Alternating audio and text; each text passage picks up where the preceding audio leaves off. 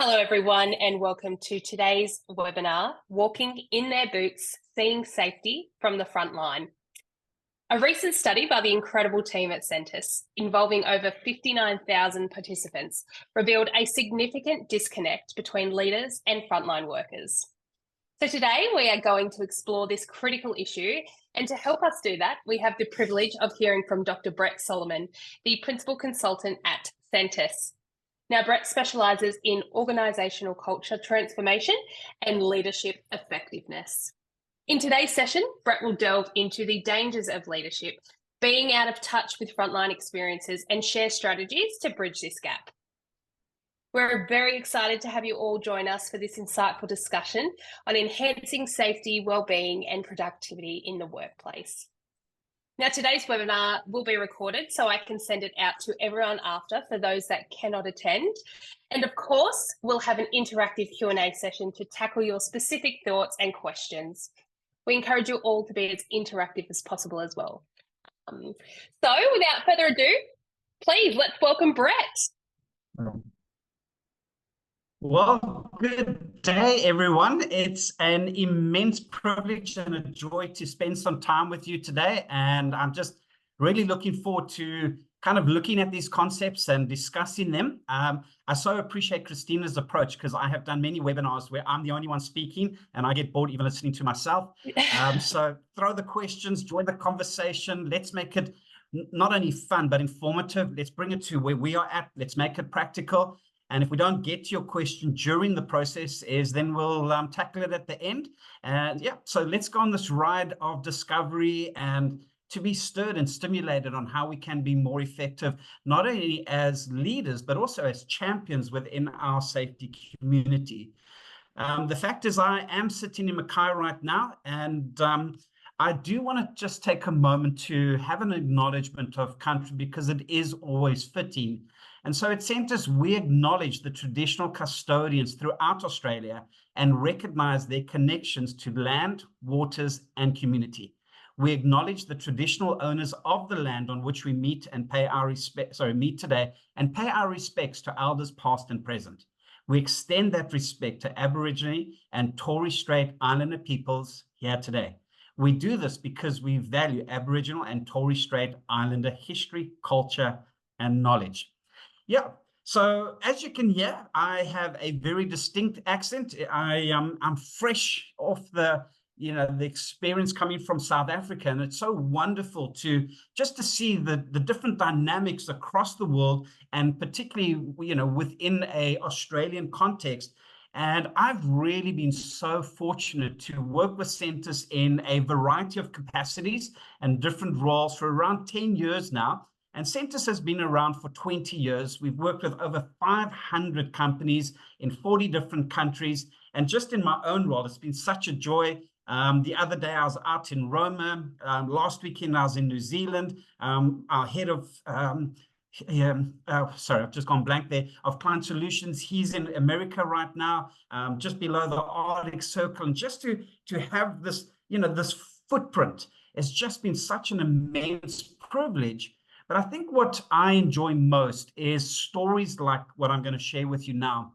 Got a very strong mining background, and I was working in a mine in South Africa, and we were doing one of our training programs. And it was clear that the supervisor was told that he had to be there and didn't want to be there. And he let me know in no uncertain terms that this was a waste of his time and he had more important things to do, and just this gruff type of mindset. And I just smiled and go, we adults here, you are welcome to leave. I'm not going to force you to be here. If you feel you're going to get into trouble, just sign your name and I won't throw you under the bus.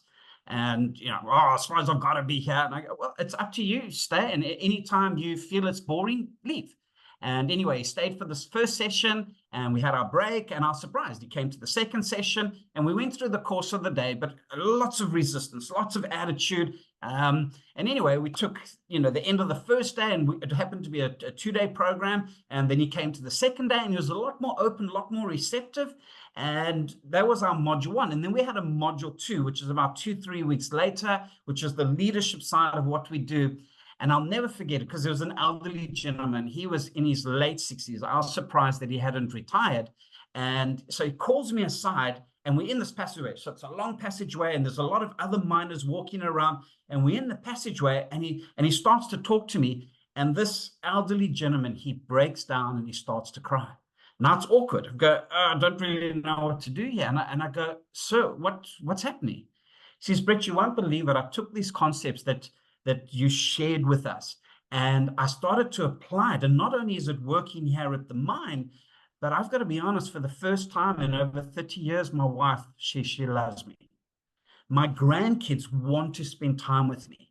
And I'm just going, oh my goodness, what a rich life opportunity do I have to be able to interact with people in a way that it not only improves the efficiency of the company, we're getting more work done, the safety culture is improving, but to touch people's lives. And when I hear stories like this, and I'm fortunate because it's not the only story I have so many stories that it's these type of moments and interactions that we're shifting lives. And to see how he approached not only safety and work, but life different, and how it restored his connection with his family. And I think this would kind of be the heartbeat of why we have done what we've done, is we want to have these type of interactions. We want to have these type of stories, that it's not a Sentis experience, but we are meeting with our people every single day. So that's what we're going to be doing for the next 40, 50 minutes, is looking at the disconnect that we have between leaders and frontline workers. And then kind of what is the risk of us not understanding that dislocate and their experience of safety. And then pretty much we're going to wrap it up to going, how can we get greater understanding? How can we get perspective? How can we get the insight that we need? And then what are some of the strategies? Kind of, let's wrap this up with tools, things that I can use in very practical ways so that we can become more effective. Now, I'm going to be really honest. I would be highly surprised if anything I shared today you don't know already. I'd be very surprised that as I'm sharing, oh boy, that's a novel idea. I've never heard of that before. I'm fully convinced that everything I'm going to share today you've heard in some format before. For me, it's not about sharing more information as much as bringing attention to the information, to go, this is why it's important. This is why we need to bring it to the forefront of our thinking, so that it's not just knowing about something, but it's using this understanding, it's using these insights, it's taking the appropriate actions so that we are seeing the changes I know we all want. That's why we've taken our time to be on a webinar like this, is to explore this and go, how can we be at our pinnacle to not only be effective leaders, but to make the changes that we would like to see. Now, I grew up within the mining community. It was probably the last 15 years. And what I experienced just personally is there's been such a strong focus, and rightly so, on keeping people safe, physically safe, because we want people to go home in the same physical condition in which they came to work. And so it's all about giving people the right PPE, is how do we work in the presence of presence of hazard safely, and just making sure, don't cut your hands, don't lose your hands, keep your eyes, and physically let's get you home safely. And obviously that is paramount. And I'm so glad that has received the necessary attention. But over the last few years, is we started to see that safety goes beyond just physical safety, but there's a holistic perspective when it comes to safety. And I think the other two dimensions we have been doing, but it's almost been kind of the HR department. We're not seeing it as part of the overall safety experience. And so when we talk about safety, particularly from a Sentis perspective, but I'm hearing it more and more, and more so from the Australian, the kind of mindset. There's been a very strong push from government, which is so fantastic to hear, is to go, and it's not only I want to get people home physically safe, but also what is their social experience? Because I don't work in isolation. Is there a strong enough connection with the people that I'm working with, that when I see someone taking a shortcut, is that there's enough trust, there's enough safety, enough security to go, Morgan, who's on the screen that I'm working with, to go, listen, Morgs, I care about you, and what you're doing is not appropriate. What you're doing could put you in harm's way. And there's enough trust to be able to make that call without demeaning, without making her feel bad, and without me, I'm arrogant and I'm telling you what to do. But there's no political agenda, and there is that sense of security, that sense of trust. I'll never forget, it was about 6 weeks ago, plus minus. So I'm picking my daughter up, and she's doing a beauty therapy course, and part of that is working with real clients. And it just happened to be on that particular day that she was at reception, and one of the clients came in, and there's like a foyer, and then upstairs is where the beds are, and they do the massages and the pedicures and all that sort of stuff. And so my daughter said, would you mind waiting here? I'm just going to make sure that everything is prepared for you, and went upstairs to go find that the masseuse that was meant to do this lady's massage hadn't come to work. So now it's a bit awkward. There's like, oh, it's not ready. We don't have the person. And so now they're busy trying to make a plan. They're busy trying to get everything sorted out. And so Carissa, she goes downstairs and says, listen, sorry, there's been a the lady didn't tell us that she wasn't coming in today, and we're busy preparing. Would you mind giving us a few moments, and we're going to be ready? And this lady, she loses it. I mean, she just starts yelling, this is so unprofessional, and you don't respect me. And she starts swearing at my daughter. My daughter's 19, and thankfully she has, her mom's kind of her sweet nature. And as she's yelling at her, Carissa she just starts crying. I mean, the emotional pressure, because she wants to do well. She wants to, create that positive experience, and just the type of language and the aggression. I mean, as she's telling me, I'm getting livid. I'm going, can I get that lady's number? If she thinks that you can speak to someone like, in that manner, watch how I can do it. Again, I don't agree with what my mind said, but in that moment, just listening to it, and she says, no, Daddy, you don't need to worry. I go, why not? It says, because the senior lecturer saw that, and she stepped in. And bottom line is, in a very respectful way, is the senior lecturer told the client to go, and you know what? We don't tolerate that type of language here. We don't tolerate bullying. And you may never come to us ever again. And when I'm hearing this and listening to my daughter's experiences in her language, to go, I feel so safe. I feel so secure. I know that my lecturer has my back. And I just go, oh, now I feel safe that my daughter can be there. And are we creating these type of environments for our people, so that they feel safe, not only physically, but within a social context?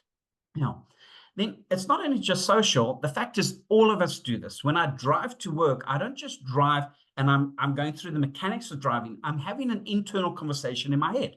I have this meeting, and I'm already preparing for the meeting. I'm talking to myself. I may not be verbally talking to myself. It was interesting. It was a couple of weeks ago. I did a training session at a venue, and as we were setting up, is one of the host of the venue said, "So what are we doing?" And I said, "We've got a safety conference." And her immediate response is, "Oh, how boring." And see, that response told me, I know what's going on in your head. I know how you talk about safety. You've just physically verbalized it. And so when we want to create this experience, I don't want to just be creating a physical experience. I also want to be looking at the social, but what's taking place in people's heads. Now, I had this interesting experience. I'm a fanatic when it comes to cricket. So cricket is my sport, and we just had the World Cup just recently, and I mean, you would have caught me up at 2 o'clock in the morning for some of the games. So I'm kind of a little bit of a radical follower when it comes to cricket, and I not only just watch my country, any of the major players I'm watching as well. And I don't know why, but one of our captains, Graham Smith, he just wasn't a hero. He's a phenomenal captain, phenomenal batsman, and I didn't have anything against him. He just wasn't one of my heroes. I mean, if Kohli walked into the room, I'd be jumping up and go, "Oh my goodness, it's Kohli." Or if Glenn McGrath came in, I'd, "Oh, please, can I get your signature?" Maybe a John T. Rhodes. But for some reason, Graham Smith, he didn't impress me. And again, for no particular reason. Anyway, with that as a background, it just happened to be the one day I was flying from Joburg to Dubai, and the client had paid for a business class ticket. So now I'm in business class and I'm saying, this is great. And I look down the aisle, and Graham Smith is on the, you've got the seats, the 4 seats, and then the other 2 seats. And he was sitting there, and I'm going, oh, that's Graham. And anyway, he's not a huge hero, so it didn't overly, ring my bell. Anyway, we take off, and the little light comes on that you can undo your safety belt, and sat there a while. And being in business class, fortunate is they have that little kind of community area where you can grab some snacks and a drink. And so eventually I stand up, and I go to that area. And it just happens to be, again, that on the other side of the bar is Graham is sitting there, and he's seated with another gentleman next to him and another gentleman in the conversation, and that person is standing up. And fact is, it's still Graham Smith. He's still a captain. He is someone of prestige. And so what I found is I ordered a beverage, and then I slowly moved around the counter, and then I had a snack, and then I kind of gravitated. It took about 15 minutes to go the 3 or 4 meters. We're not talking far. And eventually I'm standing by Graham, and he's seated. And I looked at Graham and I said, listen, sorry to interrupt the conversation. I'm fairly sure every South African asked you for a photo, and would you mind? And I was expecting him to respond in one of 2 ways. And both ways I would have been happy with. The first way is, how rude of you. Can you not see I'm talking to people? And if he said that to me, I would go, I'm so sorry for interrupting. You are right. I'm being rude. I would have been happy with that. The second is said, okay, we can take a photo, and you do this selfie, and one of us is going to be blurred.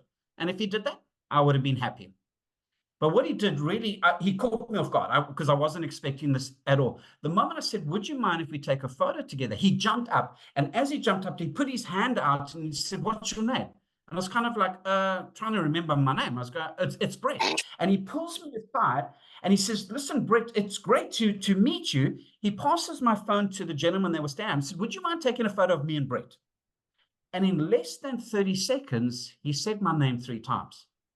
Yeah. Now, it happened to be 2 years ago, just in that year alone, I have flown 52 times.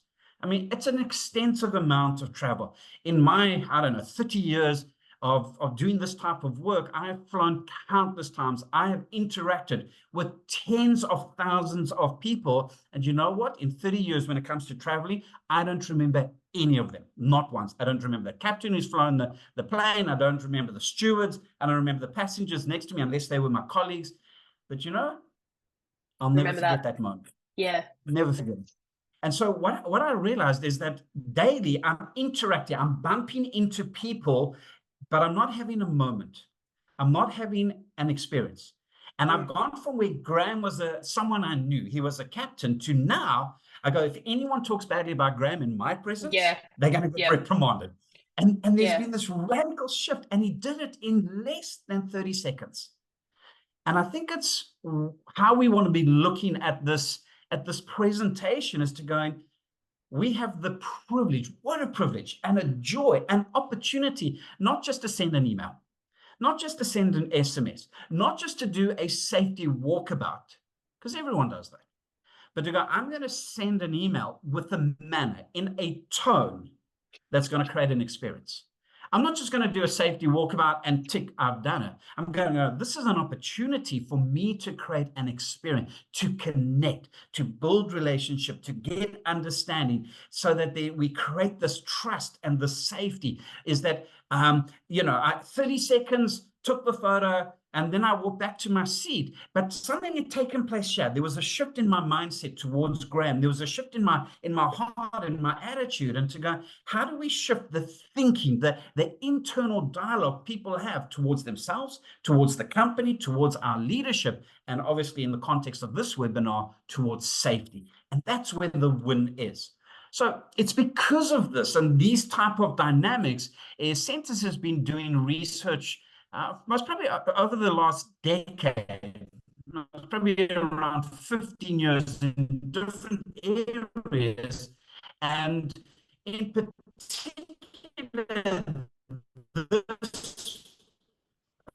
this survey that we have done over the last 2 years with a very strong focus. So you're welcome to scan the code, and we'll give you the opportunity for us to send this to you. So this is literally just a snippet. And Brett, as Christina mentioned before, I'll just yes, jump in there. You're not sharing your screen in case the code was there. Is my screen off? Yeah, no, it's just a image of your beautiful face. You just seen me? Yes. Oh, that's not good. My screen is way better than me. Give me one quick moment. Thank you for bringing that to my attention. Here I'm going with enthusiasm, thinking we've got a much nicer PowerPoint. And then just the joys of being at a hotel. Give me one sec. Are you seeing that now? Perfect. Yep, there we go. Way better. Way big. Thank you for bringing that to my attention. Yeah, so 59,000 people, 15 different countries, 12 different industries, 75 different organizations. So it's a significant sample. It's enough people to tell us and give us insight that we are looking for. What we also did is what the statisticians would say is we stratified the results, because we didn't want one industry, maybe we did a company where there are 10,000 people and then they would skew the results. So we used the stratified approach to make sure that the results were representative of all of the industries and the companies that we were working with. And you can see we had a good selection percentage of obviously there are more Frontline, the appropriate responses, that this is the type of outcome that we could take note of, and that it would have the accurate, information that we're looking at. And I think here is that the moment we got the results and started to tabulate it, it became very obvious that our frontline, when it comes to safety, then what we think, it puts a demand upon us to give pause, to reflect, say, they're speaking to us, they're telling us something, and are we going to respond in the appropriate way? Now, as a non-statistician, when I saw the results and I looked at it and I'm going 5.4 versus 5.7, I go, whoop-de-doo, who cares? And obviously the experts, Dr. Amy, she comes along and said, no, that it may seem like a small amount, but it's significant when it comes to stats out of a 7-point scale. And I mean, you're looking at the psychological side, 5.2 to 5.7, so that's a 0.5 gap there.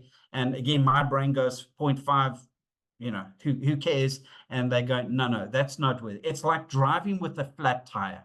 You want to stop, you want to pull over. The car's not going to break, but if you don't give it attention, you're heading into danger. And so it's with these results telling us, please stop, please pull over, please take note, so that we can make proactive decisions, get the information that we're looking for that's going to empower us to be far more effective and to set up our people for the success that we want them to have. Not only is it telling us that we are not to the degree we want in all three areas, the one that stood up more than any other is that internal voice. Is what are people saying about themselves, the company, and about safety, that we want to go, you're speaking, we hear what you're saying, and we're going to take the appropriate actions. So, Christina, I can see there's a little bubble with questions or comments. You must just stop me at any time. So I'm just going to keep going. So if you see something that I need to stop at, please stop me. Okay? Will do. So one, kind of breaking this down, I think the highlights, these are the points that our people are speaking to us, is that it's really is making the shift from compliance, the legal, you will work safely. If you don't work safely, there's some sort of reprimand, there's some sort of, you're going to get into trouble. The communication, it's what is expected of you, to this willingness where I do comply, but it's not for compliance sake. It's because I want to work safely. I want to be a contributor, and it's bringing about these shifts. So you don't need to convince me that Graham Smith is a hero. I'm willing now, a champion of Graham Smith. It's not he was a captain, and you're forcing me to give him praise. No, something shifted here.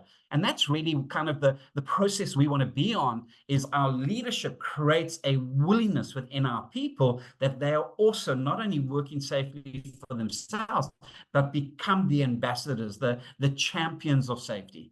I love the second point, is part of this process of bringing about willingness is giving regular feedback, and very particularly around people's strengths. Where are we doing things right? For some reason, as people, we gravitate to what people are doing wrong. And I suppose there's intent there, because, if I see something going wrong, I don't want to leave it. I want to, I want to stop it. I want to intervene. I want to help. I want to support. I want to improve. So it's not that I'm a bad person, that I want to be negative and moaning and complaining. No, I want to help. But when we only speak to our people when things are going wrong, it says something to them that all we care about is when things are going wrong. And I've never had anyone come to me and say, you know what, Brett, I'm done with this company. I don't want to work here because they give me too much praise. You know what? If someone thanks me again for working hard, I'm going to resign on the spot. I've never heard anyone speak that way. It's not even close. And for some reason, is too often is our primary, not only, but our primary communication is, you got to improve, you got to do better, stop doing this, and necessary. But let's almost want to say, if I got to put a percentage, I want to put more emphasis on telling people what they are doing right. Because I've never had someone, if you come to me and you say, oh, Brett, you're doing a great job. And I go, well, I'm not doing a great job anymore. No, the moment you say I'm doing a great job, something inside of me goes, well, I want to do concentrated on safety. Where are they vigilant? Where are they committed? Where are they aware? Where are they being proactive? And it's noticing that and recognizing that. But also taking it one step further is appreciating that everyone is important, whether they are new on the job, whether they've got years of experience, whether they have a doctorate degree, have a CEO or an engineer, or whatever. It's irrelevant. People are people, and they are important. They are contributors to the company, and it's showing that respect. I tell you, I can't thank my daughter's teacher enough to go, thank you that you didn't dismiss a 19-year-old and go, oh, you're just a stupid little girl. She may be young. It's having that support and instilling that company stands for support as well would have made her feel so safe and instilled so much trust in her. And it's that age-old saying where you speak to the janitor the same way, or the cleaner, the same way that you speak to the CEO. Even if you don't know who either of them are, you speak to them the same, because you never know who anyone is or what they're going through. So it's so important what you've just said, to extend respect and extend value to everybody. Yeah, for sure. And it makes such a difference, because guess what? She loves going to school. She loves working with her clients. I just go, oh, and to see her thrive, this 19-year-old. And I'm going, thank you, ma'am. You did a brilliant job. Now, I don't know if it's a Brit thing, a South African thing, or a generational thing, but I've grown up where I'm fairly comfortable. I work to 5, 6, 7 o'clock, and then you kind of go home and you have dinner and you do something with the family stuff, and then I'll pick up a computer again at 10 o'clock at night, 11 o'clock, 12 o'clock. I mean, I've got many evenings where I go to bed at 2 in the morning. Many, not 1 or 2, many. And I'll never forget when I moved to Australia and became part of the Brisbane team. It wasn't too long where Ben, head of client solutions, he phoned me. He said, I noticed you sent me a mail last night at 12. I go, yeah, what's the problem? Here's the funny thing. I was expecting him to praise me, because he goes, you know what, you're such a hard worker. And he the very opposite. He frowned at me. And he's going, why are you up so late? He says, if you want to be up late and watch TV, go ahead. If you want to be up late and being with the kids, go ahead. But if you're up that late working, I have a problem with that. And for the first time, he's going, no, your well-being is so critical. We don't want you working those type of hours, because we want you sharp tomorrow, and we want you sharp next week, and we want you sharp next month. And if you are overburdening yourself, you're not going to have the longevity. And I'm going, my goodness, where were you 30 years ago and 20 years ago and 10 years ago? Because I'm tough, we are a certain generation and we're going to work hard. And Ben's I going, don't think it's a yeah, and Brett you're going thing. to burn out. I'm the Yeah. exact same. I am constantly getting criticized by my workplace saying, "Can you just stop for a second? Just stop. Like, Yeah. can you shut the computer? It's Yeah. fine. Just go and relax." And Yeah. it blew my mind the exact way it blew Yeah. your mind that Yeah. there are companies out there that actually put well-being first. And Yeah. the amount of happiness and support and safety that you feel when you experience that just makes you want to work harder. So it's a double-edged sword almost, but it's That's exactly wonderful. what happened. Yeah. Yeah. And again, it's creating that safety and I care. Ben's not my boss, he's my colleague, and he's there to support me. And I'm going, oh, Ben, well done. So I'd never heard of that. I definitely had never experienced it before. Never. Now, we do need to understand is that within Sentis, the type of work we do, we can work flexi hours, we can be at home. There is that dynamic when we're not on the road. Now, I understand if I work at Coles and I have a shift, I can't work at home. I'm going to have to be at the teller. Exactly. And I'm going to have to work from 8 to 5. So work-life balance it depends on the environment. It depends on the job description. But I mean, I know people who work, say it's 8 to 5, but they don't have a break. They don't get sufficient water or fluids. And even within a shift, to kind of go, and how do we make that a healthy shift? Not just a safe shift, but a well shift. And then at the end of the day, because that's the area that we are getting the most, almost it's not the right word, but kind of a bit of a hiding. Now, people are saying, please, is my psychological well-being is paramount. And how are we as companies, how are we as leaders helping not only people work efficiently, getting the job done, getting their physical well-being, but also something that internal conversation. And are we creating that type of environment that it's not just having workers, it's not just getting the job done, it's about people having experiences. And how are we creating those experiences?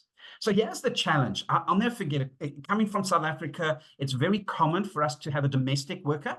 And I'll never forget, this is, I don't know, over 10 years ago, is Joyce came to work for me the first time. Now, I want to be a good boss. So I went out and I bought a vacuum machine. I don't know, was probably a $200 vacuum machine when I was vacuuming. But because I want to be a good boss, I went out and I got a fancy. I mean, this thing almost glowed in the dark. I mean, it could do all the bells and the whistles. And so I bought her this. It was way more than what I would pay if I was doing the vacuuming. And anyway, so I give her the vacuum machine and I'm expecting her to go, oh, you're a champion. But I don't get that response. I'm kind of like, oh well, but I'm still doing my best. And after a week, I see she's not only didn't thank me, she's a bit disgruntled. So I'm going, Joyce, what's going on?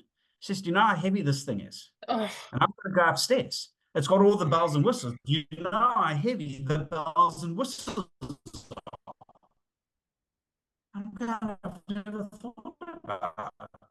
No. And yeah, I've spent all of this money and all that has a lot of suction power. But I never spoke to her. I never asked her. And I'm not a good boss. I'm a selfish boss. I'm not thinking about her. You didn't understand the needs. Yeah. I don't understand it.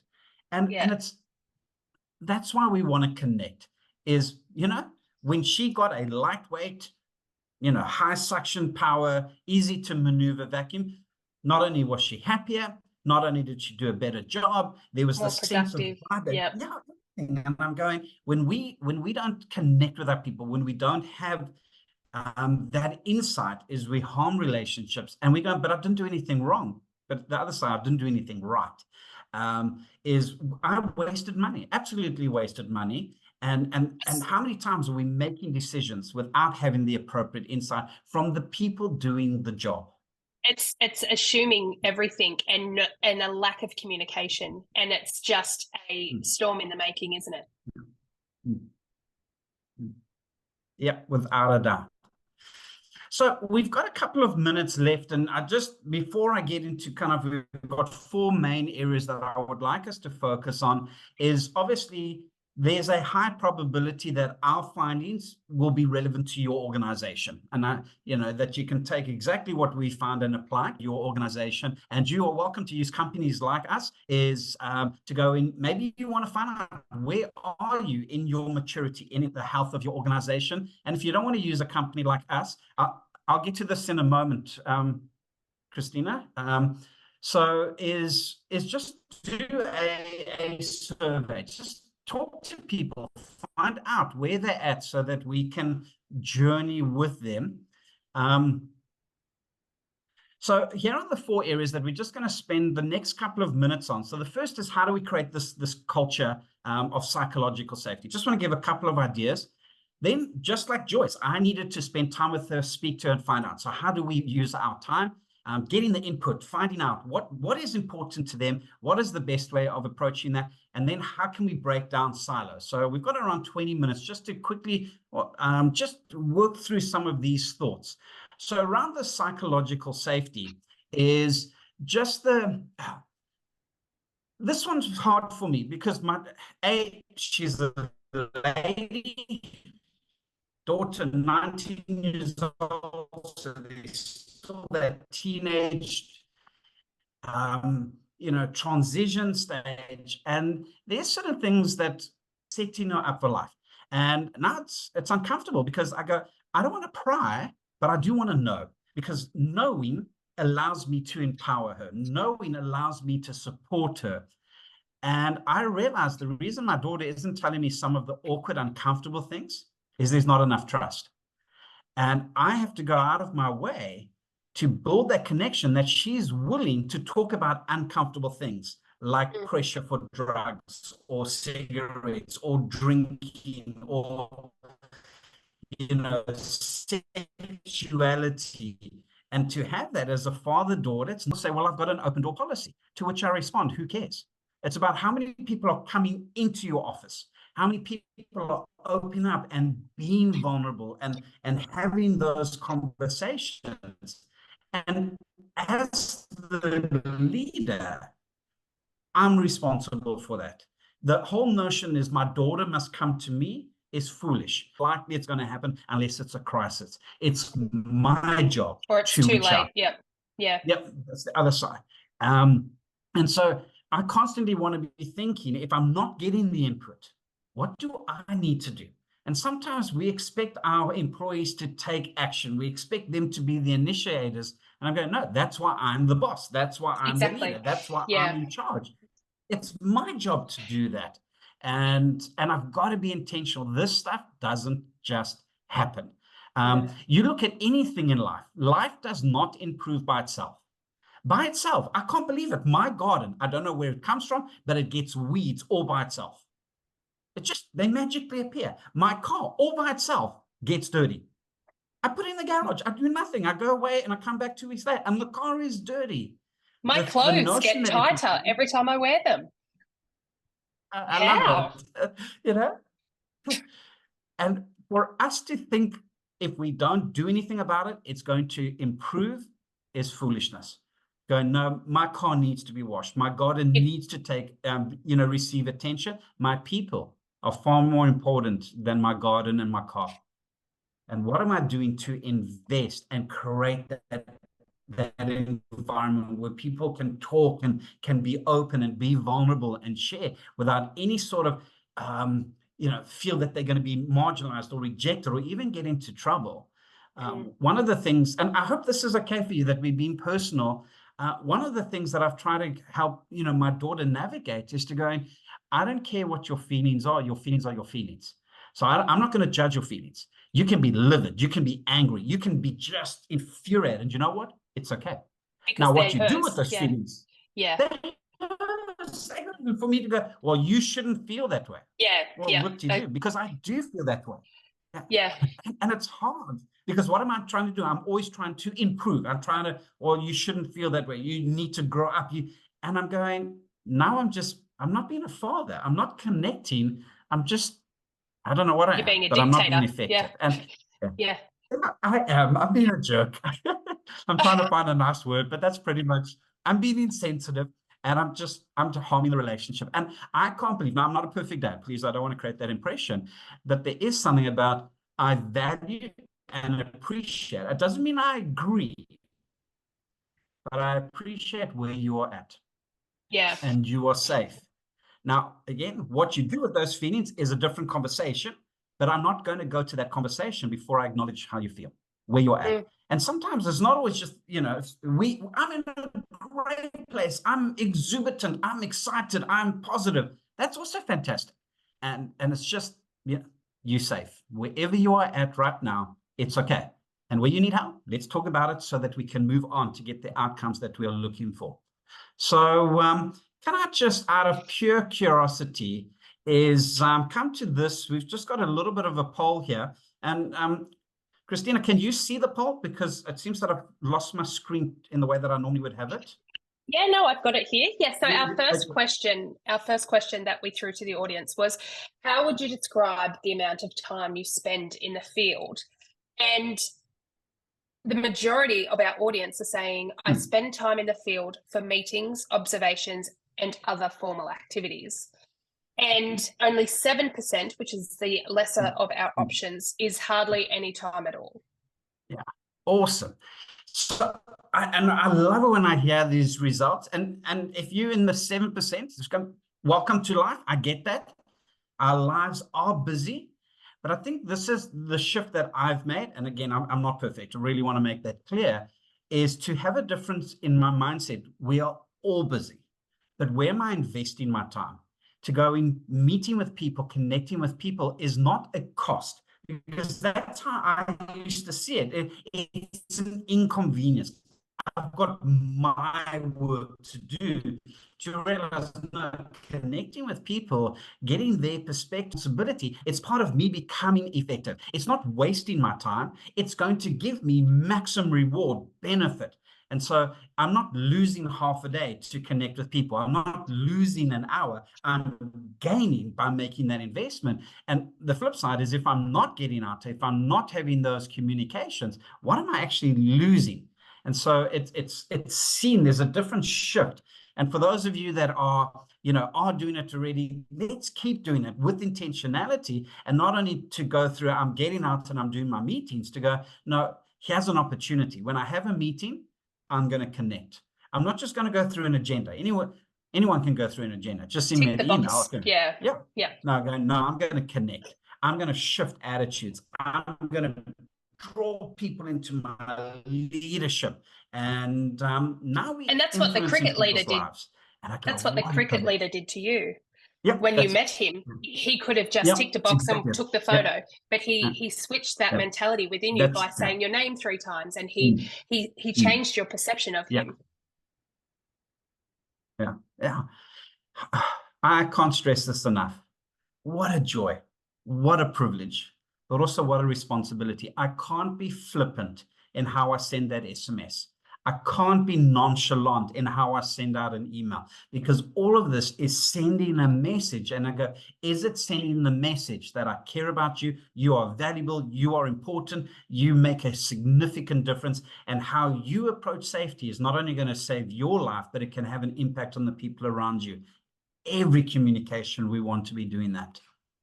All right. So just in the next couple of moments is, we've already shared most of this, but there is something about being out there, is I'm getting firsthand information. The amount of times that I've done some sort of safety walkabout and people don't even know. They go, these slings should have been replaced months ago. Oh my goodness, look at all the dust. Experience the heat. And what's happening is we are making decisions in the comfort of an air-conned office. And it makes sense that this and this should happen. But when you go there, I've been blown away at how many sites I've gone to where the toilets are insufficient. Yeah. And you're going, seriously? You can't even give me a decent bathroom? I'm going, no wonder I have a lousy attitude. I also say, of course you do, because look at how we treat you. Animals have better conditions than this. And when you're there and you're going, but we've given you a bathroom, but it's 2 k's away. It's going to take half an hour to walk there. And it's having these first-hand experiences and the opportunity to connect that is really going to make the difference that we are looking for. I'm not spending time, I'm investing my time. I love the way that you And continually, I love the way that you continually flip the narrative and almost romanticize every activity that you do. You're putting it into it's that saying, I don't have to, I get to. yes, that's exactly it. I love that. Yeah, It's a privilege. Otherwise, don't be a leader. And I exactly. don't know about you, but you know what happened is I see this happen in two different ways. Is you'll have an electrician or a forklift driver, and they're doing a great job. So guess what? They become the supervisor of forklift drivers or the supervisors of Sparkies. Or maybe the other side is you get an engineering degree or an MBA, and now you immediately go into some sort of management level. And can I say this? Now, this is my opinion. You're welcome to have a different opinion. Is I see there's a significant difference between being a manager, a supervisor, and being a leader. Mm, See, one is the title. The other one is an influencer. So I can have a title. I can have a position of authority. Doesn't make me a leader, because I know people who have positions of authority are jokes and no one wants to listen to them. one And I is know people who have no one is position. more ego based. Yeah, Mm, very much so. So yeah. privilege. I get to be a leader. And so let's use that opportunity to shift people's lives. And I go home, how enriching to know that here's this, I don't know, I put him at around 67 years old, that I had an influence. I didn't make his marriage better. I didn't make his relationship with his kids, but there was something of a shift that, in those 2 days, and go, oh my goodness, I'll give the rest of my life for opportunities like that. So Mm, in this, and this is hard because I'm the boss, I'm the manager, I'm the supervisor. So I've been given information and I want to come and I want to tell people, I want to share with them, even with the right intent. This is what we expect. This is what needs to happen. And so the communication is me to them. But when we start to take this approach to going, no, it's not so much me to them. Now, there are things that I do need to share. There are things that we do need to do it in a certain way. But if we want to connect with our people, listening becomes far more important than telling. Joyce, why are you not happy? Because this machine is too heavy. Oh my goodness, I didn't know that. Now, I'm going to communicate. You need to vacuum. That's your job. That's what you get paid to. Vacuuming is not under discussion. How you do it, well, that's different. And show me what is the best ways to get that understanding. And so I don't want to just have a meeting, I want to have a meeting where I get perspective, where I get understanding. And it's from that perspective, their perspective, that I can make quality decisions and that I can support them. Why? Because they are the ones doing the job. Why do I want to tell people who know what to do, what to do? It's just mm, insane. It doesn't make sense. And it's shifting that mindset that's going to get us so much better results. And that's what our people are telling us. When we did the survey, it was racingly clear that there's a heart cry to go, we want to do a good job. We want to make a difference. We want to please the company. We want to go home safely. Just create the environment for us to be able to do that. So just help me here is on our last poll. How would you describe the reaction when you do get to interact, when you do get to the opportunity to ask for people's input? Is absolutely nothing. It's just this kind of quiet awkwardness, or just outright silence, or you I hope kind no of one hear gets from the that. same people. Yeah, that would not be ideal. Yeah, you get people that do interact, and it's normally the kind of the extroverted type of people. They share. But also, I think this is where we start to get the win, is people do start to speak. And as one or two people start to speak, the tension goes away, and then we start to get the momentum we're looking for.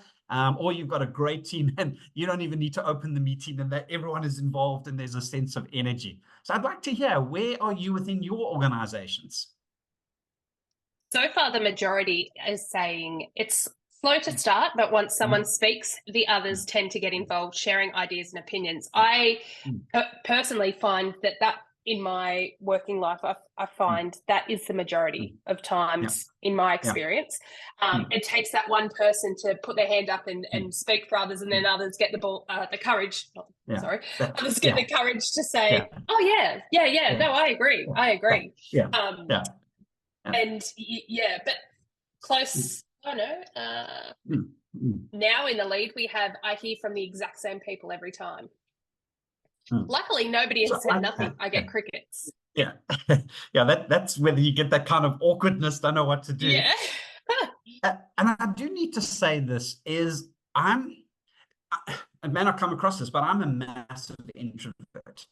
And if we're in a group situation, I'm going to be quiet until there's kind of a pivotal moment where I feel, and so I don't like being put on the spot.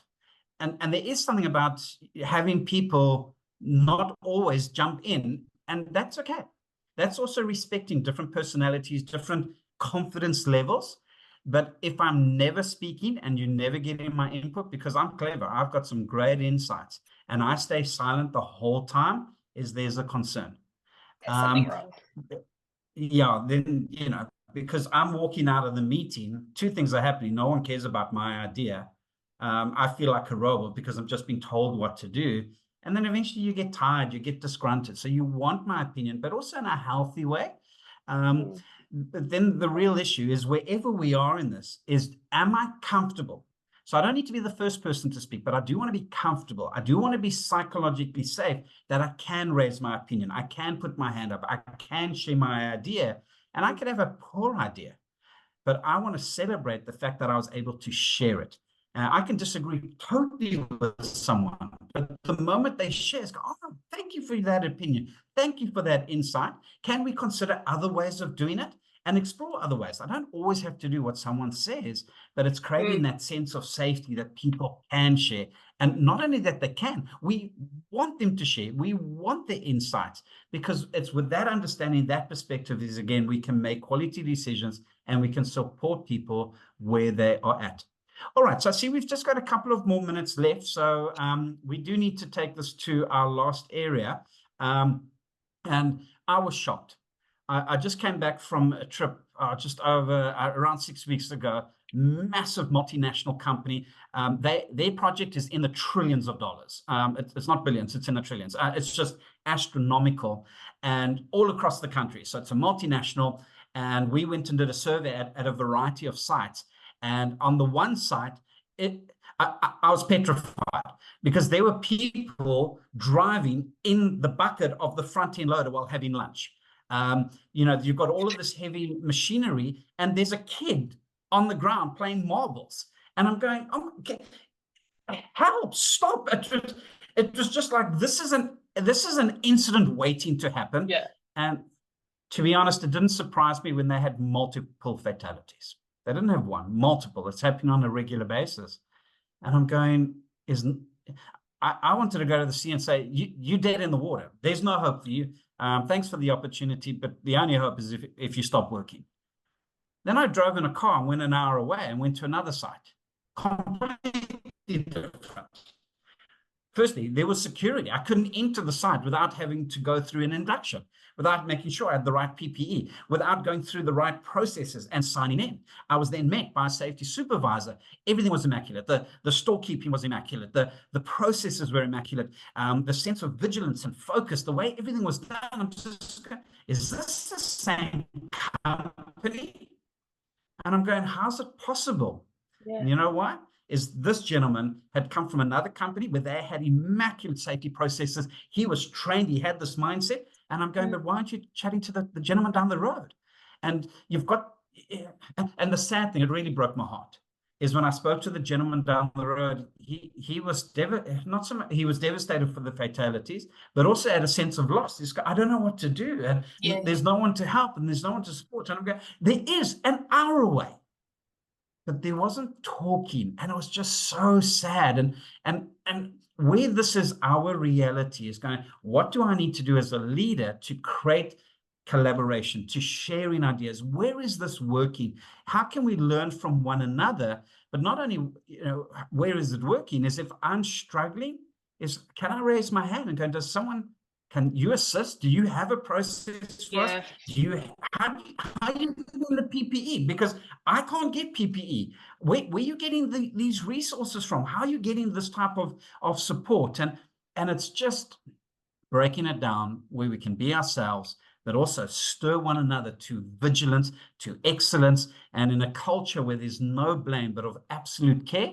But also, we're here to get a job done, and we're going to do it where we get people to go home physically safe, collectively a social dynamic, but also my mental patterns. Because many times, as we say, we want people to go home in the same condition. And I go, no, I don't want people to go home in the same condition. I want them to go home physically in the same condition. But I want people to come to work depressed and go home invigorated. I want people to come to work feeling unsafe and going home and go, this is an awesome place to work at. And that there's a change and improvement so that the next day they come to work, they go, I can't wait. This is going to be a phenomenal experience. But that mind shift will also carry through to their that mind shift will also carry through to their personal life. You said that they potentially come to work depressed. They then go home invigorated. That invigoration is going to carry through to their personal life. And the shift is starting to happen and the circular motion is starting to move where they come and their life just changes for the better. And I think it all comes down to trust and communication being the key factors. What a privilege. What a joy. That's so much more than being a boss, being a manager. Honestly, it's the best. Yeah.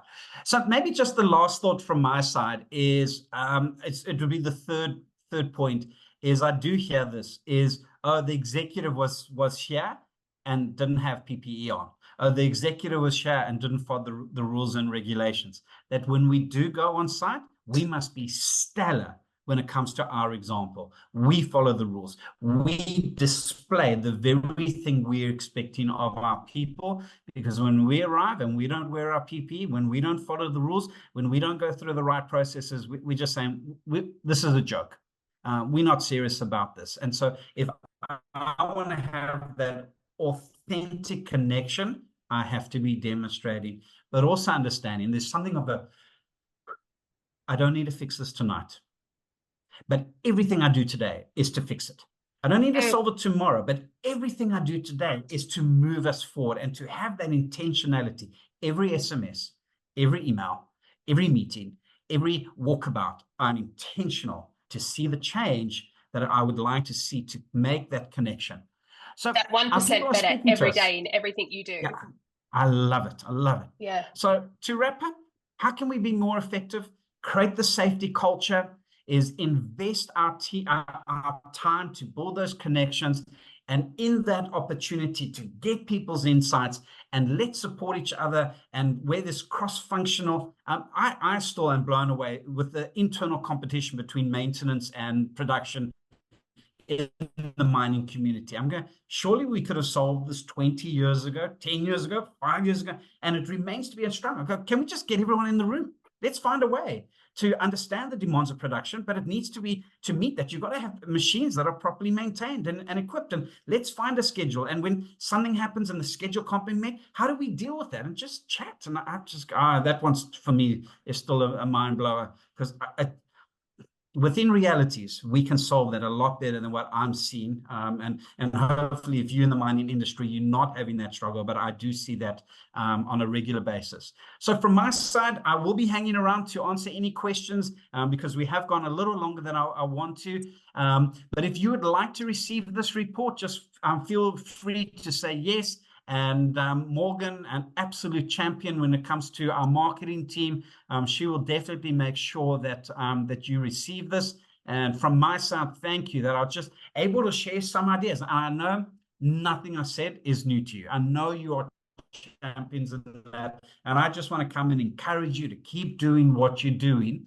Now, also just from our last point is we at Sentis, we have started this positive safety community. And I would love to have you part of the community for a couple of reasons. Firstly, heaps of resources, free resources for you to just come and download, use in whatever manner you want to. But I love being part of the community because Sentis is not the only voice. And I love it when one mine is talking to another mine manager where they want to say, I don't know how to deal with this. And someone from an ag culture is assisting someone in the utilities because of how they're doing it in their community. So really want to encourage you, let's be part of a broader community where we assist one another. But we also do have certain master classes, and we have a masterclass starting in August. It's a 4-week process around how do we create the psychological safety. There is a fee to that one. And if you sign up before the end of the month, we will give you $100 rebate or discount. So, but that's, that's really going to empower you, but it's far more than us trying to sell you stuff. There's going to be immense value on that, but there's so much more on our platform. So jump in there, be part of that, bring your ideas, your creativity. And at the end of the day, let's talk in a month, 6 months, a year, 5 years, 10 years, 20 years, and go, how many lives have we touched? And we got the job done. Brett, I can't thank you enough. Your enthusiasm, your encouragement, your wisdom, your storytelling is just all phenomenal. And I loved today's session so much. So thank you so much, Brett. Like Brett said, everybody, please sign up to the Positive Safety community. They would absolutely love you to do that. I am going to do that myself. I will also send out the screenshot of the QR code and how to join that community after today's session. I'll also send out the recording to anybody that was unable to stay for the length of the time or attend in the first instance. So, Brett, again, thank you so much. Morgan, I know you're in the background. Thank you so much for putting all of this together as well. And I can't wait for the next Sentis webinar. I absolutely adore you guys. So again, thank you so much. And I hope everybody has a wonderful week. All the best. Again, thank you for the opportunity. See you guys. Bye.